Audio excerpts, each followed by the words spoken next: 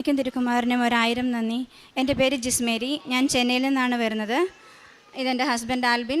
ഞങ്ങൾക്ക് 3 കുട്ടികളാണ്. ഗ്ലെൻസാവിയോ, Allen Jeron, Enrique Juan. ഞങ്ങൾ ചെന്നൈയിൽ സേക്രഡ് ഹാർട്ട് ചർച്ച് കീഴ്ക്കട്ടിലെ ഇടവകാംഗങ്ങളാണ്. ഞങ്ങൾക്ക് 3ാമത്തെ കുഞ്ഞുണ്ടാകുന്നതിന് ഒരുപാട് ക്രിട്ടിക്കൽ ഉണ്ടായിരുന്നു. ഈവൻ വയറിലായിരിക്കുമ്പോൾ തന്നെ ഓരോ സ്കാനിങ്ങിലും നേസൽ ബോൺ വ്യൂ ആകുന്നില്ല, അതായത് മൂക്ക് ശരിക്കും വ്യൂ ആകുന്നില്ല എന്ന് സ്കാൻ റിപ്പോർട്ടിൽ എപ്പോഴും പറയുന്നുണ്ടായിരുന്നു.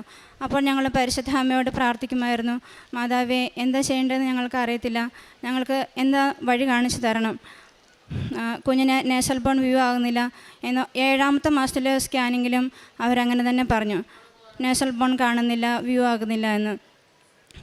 അപ്പോഴും ഞങ്ങൾ പ്രാർത്ഥിച്ചുകൊണ്ടിരുന്നു. ഞങ്ങൾ ജനുവരി 2023 ഓൺലൈൻ ഉടമ്പടി എടുത്തിട്ടുണ്ടായിരുന്നു.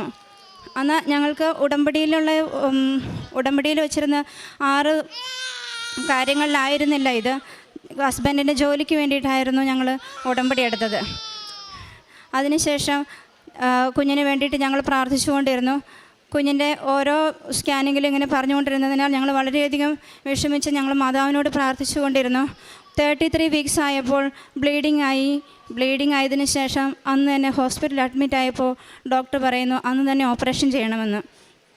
ഞങ്ങൾ അപ്പോഴും വിഷമിച്ചു. കാരണം 7ാം മാസത്തെ സ്കാനിങ്ങിലും കുഞ്ഞിന് നേസൽ ബോൺ വ്യൂ ആകുന്നില്ല. ദൈവമേ, ഇങ്ങനെ മാസം തികയാതെ കുഞ്ഞുണ്ടായിക്കഴിഞ്ഞാൽ ഞങ്ങൾ എന്ത് ചെയ്യും?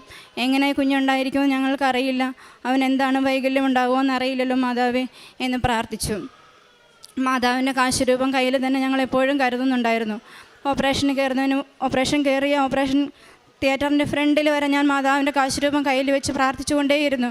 അമ്മേ മാതാവേ, ഞങ്ങളെ സഹായിക്കണം, വേറെ ആരും ഞങ്ങൾക്ക് സഹായിക്കാനില്ല എന്ന് പ്രാർത്ഥിച്ചുകൊണ്ടേയിരുന്നു. അങ്ങനെ ഓപ്പറേഷൻ നല്ല രീതിയിൽ നടന്നു. കുഞ്ഞിനെ അവർ ഓപ്പറേഷൻ ചെയ്തെടുത്ത് വേറൊരു ഹോസ്പിറ്റലിലേക്ക് ICUവിലേക്ക് കൊണ്ടുപോയി. 2 ദിവസം കഴിഞ്ഞപ്പോൾ അവർ പറഞ്ഞു 2 ദിവസമായിട്ടും കുഞ്ഞിന് യാതൊരുവിധ ഡെവലപ്മെൻറ്റും ഇല്ല. അവരുടെ ലങ്സിന് വളർച്ച ഭയങ്കര കുറവായിരുന്നു. അതുകൊണ്ട് അവരൊന്നും പറയാൻ പറ്റില്ല എന്നുള്ള സാഹചര്യമാണ് പറയുന്നത്. 2ാമത്തെ ദിവസം എൻ്റെ ഹസ്ബൻഡിന് കുഞ്ഞിനെ പോയി വിസിറ്റ് ചെയ്യാൻ പറ്റി. അവിടെ പോയി കുഞ്ഞിനെ കിടത്തിയിരുന്ന ബെഡിൻ്റെ താഴെ മാതാവിൻ്റെ കാശുരൂപം വെച്ചിട്ട് പോന്നു. അവിടെ വെച്ച് അങ്ങനെ പ്രാർത്ഥിച്ചു. ഞങ്ങൾ തിരിച്ചു വന്നു. ഞാൻ ഹോസ്പിറ്റലിലായിരുന്നു. ഞാൻ ഹസ്ബൻഡും ഹോസ്പിറ്റലിലായിരുന്നു. അങ്ങനെ പ്രാർത്ഥിച്ചുകൊണ്ടിരുന്നു. എല്ലാ ദിവസവും ഒരു സമയം നമുക്ക് കുഞ്ഞിനെ പോയി വിസിറ്റ് ചെയ്യാം. അങ്ങനെ ഓരോ സമയം പോകുമ്പോഴും മാതാവിൻ്റെ അടുത്ത് ഞങ്ങൾ പ്രാർത്ഥിച്ച് കുഞ്ഞിന് വേണ്ടി പ്രാർത്ഥിച്ചുകൊണ്ടിരുന്നു. കാശുരൂപം വെച്ചുകൊണ്ട് പോകുന്ന അന്ന് തുടങ്ങി ഹോസ്പിറ്റലിൽ നമ്മളെ വിളിച്ച് പറയും, അന്ന് എപ്പം നമ്മൾ വെച്ചിട്ട് പോകുന്നു അന്ന് തുടങ്ങി കുഞ്ഞിൻ്റെ ഡെവലപ്മെൻറ്റ് ഭയങ്കരമായിട്ട് മാറാൻ തുടങ്ങി. അവർ വിളിച്ച് പറയുന്നുണ്ട്, ഇപ്പം നല്ല ഡെവലപ്പായിട്ടുണ്ട്, ഇപ്പം നല്ല മാറ്റമുണ്ട് കുഞ്ഞിന്. അങ്ങനെ 10 ദിവസത്തിനുള്ളിൽ 10 ദിവസം കൊണ്ട് അവന് യാതൊരു കുഴപ്പവുമില്ലാതെ 11ാം ദിവസം തുടങ്ങി ഞാൻ ഹോസ്പിറ്റലിൽ പോയി ഫീഡ് ചെയ്യാൻ തുടങ്ങി. അവന് ഒരു കുറവുകളുമില്ലാതെ 15ാം ദിവസം ഞങ്ങൾക്ക് അവനെ വീട്ടിലേക്ക് കൊണ്ടുവരാൻ സാധിച്ചു. അതുപോലെ NICUവിലായിരുന്നപ്പോഴും അതുപോലെ ഹോസ്പിറ്റലിൽ അഡ്മിറ്റ് ആവുന്ന സമയത്ത് ഞങ്ങൾ സാമ്പത്തികമായിട്ട് എനിക്ക് ഹോസ്പിറ്റലിലുള്ളത് ഞങ്ങൾക്ക് കുറച്ച് നമ്മുടെ അടുത്ത് പൈസ ഉണ്ടായിരുന്നു. പക്ഷേ കുഞ്ഞിനെ പെട്ടെന്ന് ഇങ്ങനെ ICU കൊണ്ടുപോകുന്നോ ഇങ്ങനെ NICUവിൽ വെക്കേണ്ടി വരുമെന്നോ നമ്മൾക്കൊരു പ്രതീക്ഷയില്ലായിരുന്നു. അപ്പോൾ ഓരോ ദിവസവും നിറയെ പൈസ ചിലവായി. എന്ത് ചെയ്യുന്നു ഞങ്ങൾ വിഷമിച്ചിരിക്കുന്നുണ്ടായിരുന്നു. ആ സമയത്തും എങ്ങനെയാണ് ഞങ്ങൾക്ക് പൈസ വന്നതെന്ന് ഞങ്ങൾക്കറിയില്ല. അമ്മ മാതാവ് എങ്ങനെയൊക്കെയോ ഞങ്ങൾക്ക് എവിടെ നിന്നൊക്കെ വന്നെന്ന് എവിടെയോ ഞങ്ങൾ പ്രതീക്ഷിക്കാത്ത രീതിയിൽ ഞങ്ങൾക്ക് സഹായം വന്നു. അമ്മയ്ക്ക് മാതാവിനും 100,000 നന്ദി. അതുപോലെ ഹസ്ബൻഡ് വിദേശത്തായിരുന്നു ജോലി ചെയ്തിരുന്നത്. 2ാമത്തെ കുഞ്ഞുണ്ടായി കഴിഞ്ഞപ്പോൾ ഹസ്ബൻഡ് അവിടെ നിന്ന് ജോലി വിട്ട് പോരുകയോ ചെയ്ത്. അതിനുശേഷം ഞങ്ങൾ നാട്ടിൽ വന്നതിന് ശേഷം ഒരു ജോലിക്ക് വേണ്ടിയിട്ട് ഒരുപാട് ബുദ്ധിമുട്ടി. ജോലിയില്ലാതെ കുറേ നാൾ വിഷമിച്ചു. അത് കഴിഞ്ഞ് ജോലി കിട്ടും 2 മാസം അല്ലെങ്കിൽ 3 മാസം, അങ്ങനെ ഒരു സ്ഥിരത ഉണ്ടായിരുന്നില്ല. അപ്പോൾ മാതാവിനോട് ഞങ്ങൾ പ്രാർത്ഥിച്ചുകൊണ്ടേയിരുന്നു, മാതാവേ ഞങ്ങൾക്കൊരു സ്ഥിരമായിട്ടൊരു ജോലി, ഒരു നല്ല ജോലി ഞങ്ങൾക്ക് തരണം അമ്മേ എന്ന് പ്രാർത്ഥിച്ചുകൊണ്ടേയിരുന്നു. അതുപോലെ ഞങ്ങൾ ഉടമ്പടിയിലെ ധ്യാനം എല്ലാ ദിവസവും ഞങ്ങൾ ഉടമ്പടി ധ്യാനം കൂടുമായിരുന്നു. അച്ഛൻ്റെ പഴയ ധ്യാനങ്ങളെല്ലാം എടുത്ത് യൂട്യൂബിലിട്ട് തന്നെ പിന്നെയും കേട്ടുകൊണ്ടിരിക്കും. അതുപോലെ ഹസ്ബൻഡ് ഹൈദരാബാദ്, അതുപോലെ ഓരോ സ്ഥലങ്ങളിൽ മാറി മാറി ഓരോ മാസങ്ങളെല്ലാം 2 മാസം 3 മാസം അങ്ങനെ നിൽക്കുമ്പോൾ ഞങ്ങൾ പ്രത്യക്ഷീകരണ പ്രാർത്ഥന രാവിലെ ആണെങ്കിലും രാത്രിയും ഞങ്ങൾ മൊബൈലിൽ വിളിച്ച് 2 പേരും ഒരുമിച്ചില്ലെങ്കിലും മൊബൈലിൽ വിളിച്ച് ഞങ്ങൾ പ്രാർത്ഥന ചൊല്ലുമായിരുന്നു. അതുപോലെ തന്നെ ഞങ്ങൾ സന്ധ്യാപ്രാർത്ഥന മുടക്കിയിരുന്നില്ല. സന്ധ്യാപ്രാർത്ഥനയിൽ മുടക്കാതെ ഞങ്ങൾ മാതാവിനോട് പ്രാർത്ഥിച്ചതിൻ്റെ ഫലമായി ഇപ്പോൾ എൻ്റെ ഹസ്ബൻഡ് നല്ലൊരു ജോലി മാതാവ് നൽകി അനുഗ്രഹിച്ചു. അതേപോലെ തന്നെ എൻ്റെ മൂത്ത മകന് ഞങ്ങൾ വിദേശത്തായിരുന്ന സമയത്ത് അവനെ ഞങ്ങൾ ഡേ കെയറിൽ വിടുമായിരുന്നു. അപ്പോൾ അവന് സംസാരത്തിന് കുറച്ച് പ്രശ്നമുണ്ടായിരുന്നു. കാരണം ആ സമയം ഞാൻ ജോലിക്ക് പോയപ്പോൾ അവനെ കെയർ ചെയ്യാൻ പറ്റാത്തത് കൊണ്ട് അവന് സംസാരിക്കുന്നതിൽ കുറച്ച് പ്രോബ്ലം. അപ്പോൾ അതിനാൽ അതും ഞങ്ങൾ ഉടമ്പടിയിൽ അമ്മയോട് മാതാവിനോട് പ്രാർത്ഥിച്ചു. മാതാവേ, ഞങ്ങളുടെ കുഞ്ഞിനെ സംസാരിക്കാൻ നാവിൻ്റെ ആ കെട്ടുകളെല്ലാം ഒന്ന് അഴിച്ച് അവന് നന്നായി സംസാരിക്കാൻ പറ്റണേ എന്ന് എല്ലാ ദിവസവും സന്ധ്യാപ്രാർത്ഥനയ്ക്ക് ശേഷം ഉടമ്പടി തൈലമെടുത്ത് അവൻ്റെ നാവിൽ ഞങ്ങൾ തേച്ച് പ്രാർത്ഥിക്കുമായിരുന്നു. എൻ്റെ ചേച്ചിയുടെ മോൾ ഇവിടെ വന്ന് ഉടമ്പടി എടുത്തപ്പോഴാണ് ഞങ്ങൾക്ക് ആ തൈലവും ഈശോയുടെ മാതാവിൻ്റെ കാശുരൂപം കിട്ടിയത്. അത് വെച്ചിട്ടാണ് ഞങ്ങൾ പ്രാർത്ഥിച്ചുകൊണ്ടിരുന്നത്. അതുപോലെ തന്നെ ഞങ്ങൾക്കൊരു സ്ഥലം വയ്ക്കുവാനുണ്ടായിരുന്നതിന് ഞങ്ങൾക്ക് പട്ടയം ഉണ്ടായിരുന്നില്ല. അതിനുശേഷം ഞങ്ങൾ മാതാവിൻ്റെ അടുത്ത് ഉടമ്പടിയിൽ ഞങ്ങൾ പ്രാർത്ഥിച്ച് നിയോഗമിട്ട് പ്രാർത്ഥിച്ചു. മാതാവേ, ഈ സ്ഥലത്തിനൊരു പട്ടയം ഞങ്ങൾക്ക് കിട്ടിത്തരണം എന്ന് പ്രാർത്ഥിച്ചു. അത് യാതൊരു തടസ്സങ്ങളുമില്ലാതെ ഞങ്ങൾക്ക് എത്രയും പെട്ടെന്ന് തന്നെ പട്ടയം ഞങ്ങൾക്ക് നൽകി മാതാവ് അനുഗ്രഹിച്ചു. അമ്മയ്ക്കും തിരുക്കുമാരനും ഒരു 100,000 നന്ദി. അതുപോലെ എൻ്റെ മമ്മിക്കും എൻ്റെ ഹസ്ബൻഡിൻ്റെ മമ്മിക്കും കണ്ണിന് ചെറിയൊരു പ്രോബ്ലം. കാരണം എൻ്റെ മമ്മിക്ക് കണ്ണിന് നടുക്കിങ്ങനെ ഒരു ഇരുട്ട് മാത്രം കാണുന്നുള്ളൂ. അതുപോലെ അമ്മയ്ക്കും 2 പേർക്കും കണ്ണിൽ നിന്ന് വെള്ളം വരുന്നൊരിതുണ്ടായിരുന്നു. വെള്ളം വന്നുകൊണ്ടേയിരിക്കും. അവർക്ക് ഇങ്ങനെ ബൈബിൾ വായിക്കാനോ എന്തെങ്കിലും വായിക്കുമ്പോഴൊക്കെ ഭയങ്കര ബുദ്ധിമുട്ടായിരുന്നു. ഇതിലും ഞങ്ങൾ നിയോഗം വെച്ച് പ്രാർത്ഥിച്ചു 2 പേർക്കും. ഇപ്പോൾ 2 പേർക്കും കണ്ണിന് യാതൊരു പ്രശ്നങ്ങളുമില്ലാതെ അവർ നന്നായി ബൈബിൾ വായിക്കുന്നു. കണ്ണിന് വെള്ളം വരവെല്ലാം നന്നായിട്ട് നിന്നിട്ടുണ്ട്. അമ്മയ്ക്കും തിരുക്കുമാരനും 100,000 നന്ദി. അതേപോലെ തന്നെ ചേച്ചിയുടെ ഹസ്ബൻഡിന് ഒരു നെഞ്ചുവേദന വന്ന് ഒരു ദിവസം രാത്രിയിൽ ചേച്ചി വിളിച്ച് പറയുന്നു, ചേട്ടന് ഇങ്ങനെ നെഞ്ചുവേദന വന്ന് ആശുപത്രിയിൽ അഡ്മിറ്റാണെന്ന്. എന്ത് ചെയ്യണമെന്ന് ഞങ്ങൾക്ക് അറിയില്ല, നിങ്ങൾ പ്രാർത്ഥിക്കണം എന്ന് പറഞ്ഞു.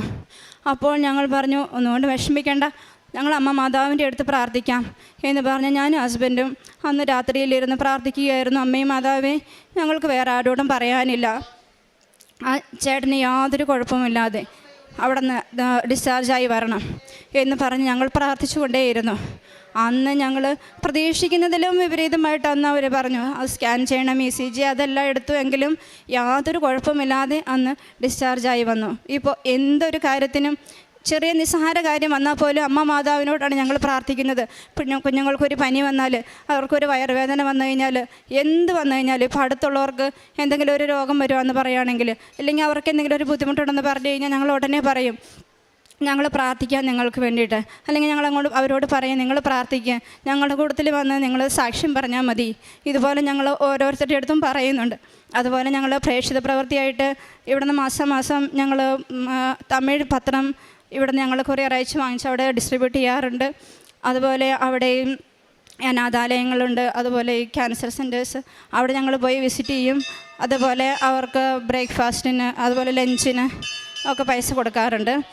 അതുപോലെ തന്നെ അവിടെ അടുത്തുള്ളവരുടെ അടുത്തൊക്കെ ഞങ്ങൾ പറയാറുണ്ട്. അവർ തമിഴ് ആയതുകൊണ്ട് നിറയെ പേരുടെ അടുത്ത് നമ്മൾ ഇങ്ങനെ ഒരു പള്ളി ഇവിടെയുണ്ട്, ഇതുപോലെ ഒരു മാതാവിൻ്റെ കാര്യങ്ങളെല്ലാം ഞങ്ങൾ അവരുടെ അടുത്ത് ഷെയർ ചെയ്യാറുണ്ട്. അതുപോലെ തന്നെ എൻ്റെ മമ്മിക്കും പപ്പയ്ക്കും ഒരു വീട് വെക്കണമെന്ന് ഭയങ്കര ആഗ്രഹമായിരുന്നു. അവർക്ക് ആദ്യമൊക്കെ ഭയങ്കര തടസ്സങ്ങളായിരുന്നു വീട് വയ്ക്കുന്നതിനായിട്ട്.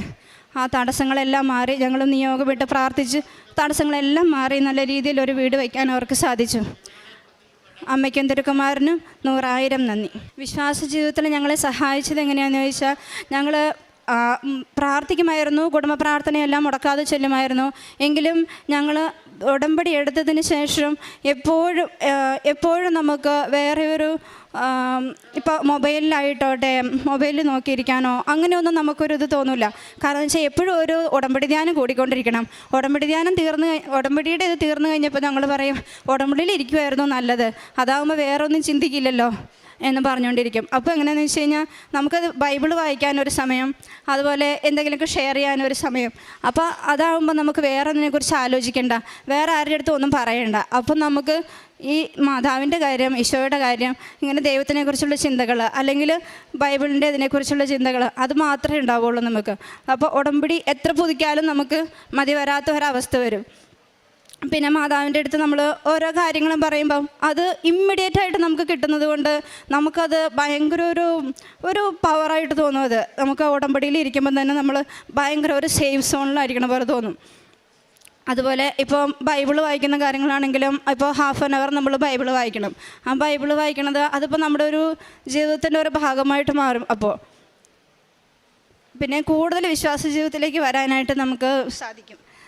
ഇപ്പോൾ കുഞ്ഞുങ്ങളാണെങ്കിലും അവർക്കും ഇപ്പോൾ അതൊരു നമ്മൾ ചെയ്യുന്നത് കണ്ടു കഴിഞ്ഞപ്പോൾ അവർക്കും അത് ഓക്കെ ഇങ്ങനെ മാതാവിൻ്റെ അടുത്ത് പ്രാർത്ഥിക്കണം, അല്ലെങ്കിൽ ഇന്നത് ചെയ്താൽ മാതാവിനോട് ചോദിച്ചു കഴിഞ്ഞാൽ നമുക്ക് കിട്ടും, അങ്ങനെ ഒരു വിശ്വാസം വരും. അതുപോലെ ഞങ്ങളത് ഉടമ്പടി എടുക്കാനായിട്ട് കാരണം എല്ലാവരും ഇങ്ങനെ പറയുമായിരുന്നെങ്കിലും എൻ്റെ ചേച്ചിയുടെ മോള് ഇവിടെ വന്ന് കൃപാസനത്തിൽ വന്ന് ഉടമ്പടി എടുക്കുമായിരുന്നെങ്കിലും ഞാൻ നാട്ടിൽ വരുമ്പോഴൊക്കെ അവൾ കൃപാസനത്തിലേക്ക് വരുന്നുണ്ട്. പക്ഷെ ഞാൻ ജസ്റ്റ് അത് അങ്ങനെ വിടുകയുണ്ടായിരുന്നുള്ളൂ. എന്നാൽ ഒരു ഉടമ്പടി എടുക്കാൻ പോകണമെന്നോ അല്ലെങ്കിൽ ഇവിടേക്ക് വരണമെന്നോ ഒന്നും തോന്നിയിരുന്നില്ല.